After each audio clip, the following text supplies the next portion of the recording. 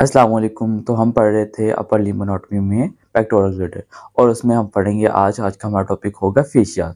दो फेशियास पढ़ेंगे, बेसिकली दोनों आपस में कनेक्टेड होते हैं, नियर टू होते हैं, तो इसलिए दोनों को इकट्ठे ही पढ़ लेंगे।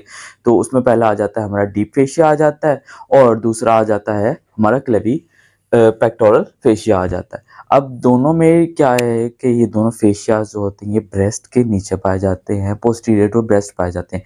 होता क्या है कि हमारे इंटीरियर लिप्स जो सबसे पहले क्लियर आती है, सबसे पहले एक फेशिया आता है, सुपरफिशियल फेशिया होता है, उसका एक कंटेंट होता है ब्रेस्ट। उस ब्रेस्ट के अंडर जो है, ब्रेस्ट जो होती है जिस फेशिया के साथ अटैच होती है, जिस फेशिया के ऊपर, जिस स्ट्रक्चर के ऊपर ब्रेस्ट अटैच होती है, वो होता है हमारा डीप फेशिया होता है। इसी तरह फिर डीप फेशिया जो होता है थोड़ा डीप होता है इसका, इसलिए एक तो इसको डीप फेशिया कहते हैं। दूसरा जो है इसका एक कंटेंट है ये पेक्टोरलिस मेजर मसल, इस वजह से इसको एक और भी नाम दे दिया जाता है, इसको पेक्टोरल लेयर या पेक्टोरलिस फेशिया भी कहते हैं। अब इसके डीप, जिस तरह ये डीप फेशिया सुपरफिशियल फेशिया के डीप होता है, इसी तरह इसके डीप एक और फेशिया होता है जो है क्लेवी पेक्टोरल फेशिया होता है। आज हम इन दोनों को माइनरली डिटेल में पढ़ेंगे।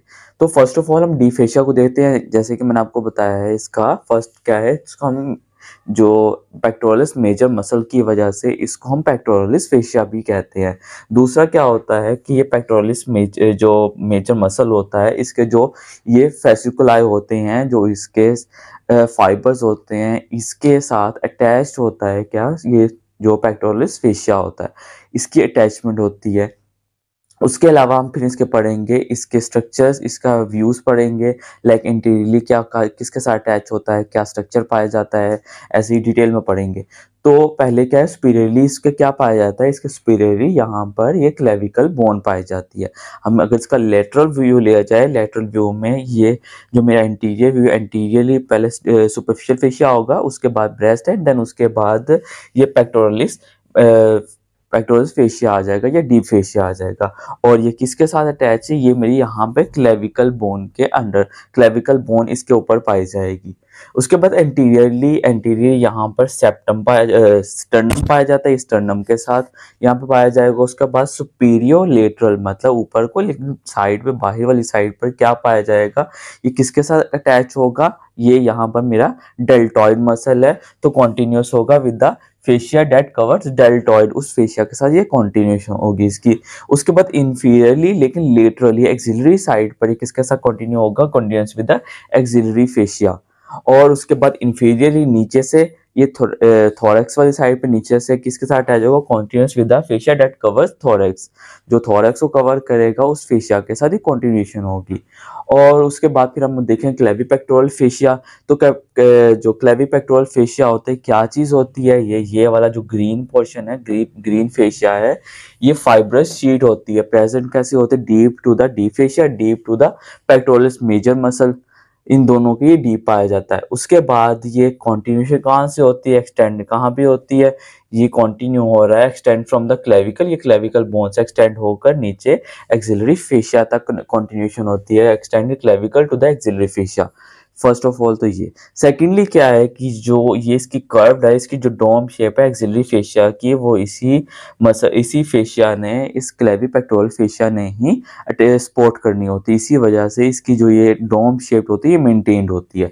उसके बाद आ जाता है इसका जो अपर पार्ट होता है, ये अपर पार्ट टू हाफ्स में स्प्लिट हो जाता है, एक एंटीरियर और एक पोस्टीरियर। जो पोस्टीरियर होता है वो कंटिन्यूएशन होती है विद द, ये पोस्टीरियर जो होगा ये कंटिन्यू होगा with the investigating layer of cervical fascia, cervical fascia के साथ ये कंटिन्यू होगा।